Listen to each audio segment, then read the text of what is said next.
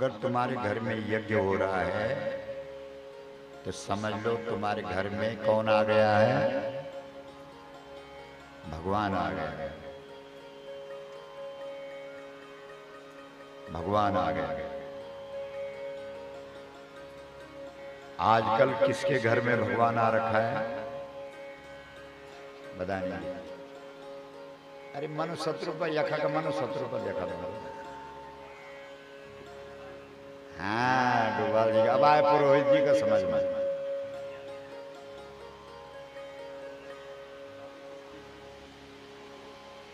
क्या बज रहा है घंटी ये?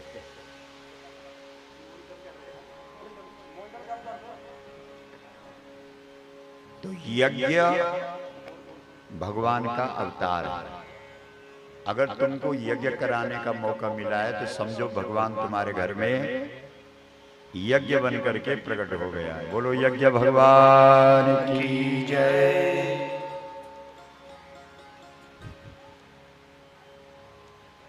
अरे तू ही बैठ। ये देखो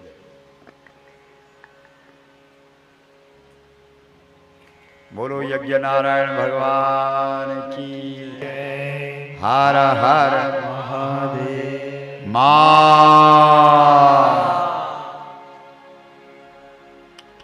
और यज्ञ जब तुम्हारे घर में आवे तो उसको प्रसन्न किस चीज से करना है? देखो हम इस ढंग से बात रखते हैं कि तुम्हारे समझ में आ जाएगा। भागवत की कथा है।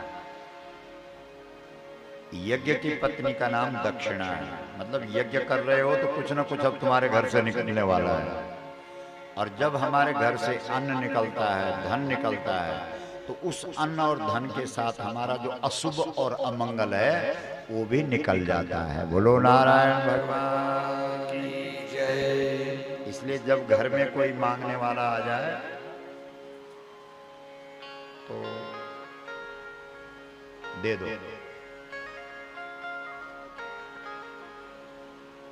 हमारे शास्त्र कहते हैं सतम विहाय भोक्तव्यम। मतलब नहाने का टाइम है तो 100 काम भी हैं तो उनको एक तरफ रखो, नहा लो। हाँ ऐसा मत सोचो काम बहुत है आज नहीं नहाना। सहस्रम स्नानम आचरेत। सतम नहीं, सतम विहाय भोक्तव्यम। खाना चाहिए। 100 काम छोड़ो और खाओ। जो जितनी दौड़ धूप कर रहे हो खाने के लिए तो है सब। कई लोग बोलते हैं साहब हमारे पास खाने का टाइम ही नहीं। तब इतनी दौड़ धूप क्यों कर रहा है जब खाने का टाइम नहीं? 100 काम छोड़ के खाओ। सहस्रम स्नानम आचरेत। 1000 काम सामने हैं उनको छोड़ो, पहले नहाओ। लक्षम विहाय दातव्यम। लाखों काम सामने हैं उनको एक तरफ रखो और देने का नंबर है तो दो। देना चाहिए। अदत्त दानाद भवे दरिद्री। दरिद्र आदमी क्यों होता है कभी सोचा आपने? आप बताओ क्यों होता है? अरे मतलब जिसके पास कुछ नहीं है। क्या कारण है? आपने सुदामा जी की कथा सुनी है? बाद वाली कथा सुनी है कि भगवान ने उसकी किस्मत बदल दी। पर वो गरीब हुआ क्यों? दिया नहीं। जब वो गुरु जी के घर में थे, गाय चराने जा रहे थे जंगल में, तो गुरु माता ने कुछ चने दिए थे। कृष्ण के पास जो कपड़ा था उसमें जेब नहीं था। भगवान जो कपड़ा पहनता है उसमें जेब नहीं। और इंसान बड़ा खतरनाक है। कपड़ा छोटा और जेब बड़ा है। बोलो गौ माता की। हमारे पंडितों को देखो, ऊपर भी जेब है, बगल में भी जेब है। लुकारा पैंटी का एक चोर खिस्सा भी होंदो डोभाल दी। कमाल है। खिस्सा कतरा ही खिस्सा भरे अंदर ही नहीं कभी। बोलो गौ माता की। खिस्सा और किस्सा ये कभी पूरा नहीं होने। बोलो गौ माता की। हर हर मां। जरा जोर से बोलो।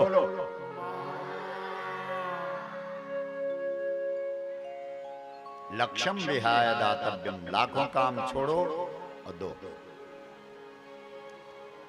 अभी देखो गौ माता की प्रतिष्ठा करनी है देश के अंदर, सबको अपनी अपनी ताकत के अनुसार कुछ न कुछ देना चाहिए। क्यों संजय जी बोलो? संजय जी तो बोलना भाई, मैं तो बैठ हूँ अब।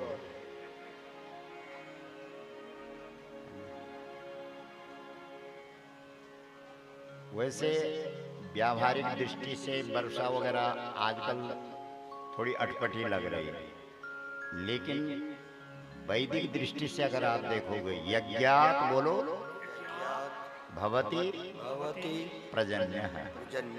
यज्ञ में बरखा होना जरूरी है। बोलो, अब तुम तो अपनी सुविधा देख रहे हो, अरे साहब अब श्रोता ओणे नहीं। यज्ञात भवति प्रजन्य, अगर यज्ञ हुआ और बरखा नहीं हुई तो कहीं ना कहीं यज्ञ में कोई ना कोई कमी है। ये तो वेद कह रहा है, गीता कह रही है।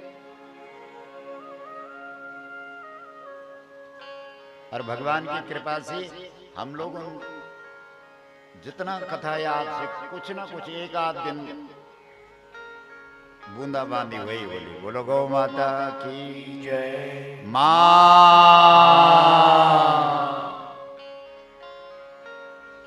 तो ठीक है, आज से क्या शुरू कर दो?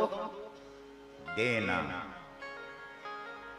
तो सुदामा जी कृष्ण के बदले के चने भी उन्हीं को दिए, क्योंकि उनके पास डबल खिस्सा है और कृष्ण के पास एक भी जेब नहीं है। समझ रहे हो?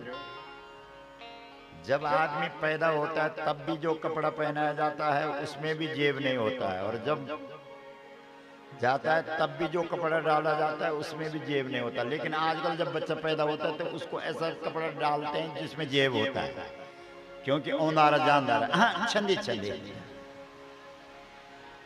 बोलो गौ माता की हार हार। तो सुदामा जी ने अकेले खाए थे, अकेला खाने वाला गरीब ही रहता।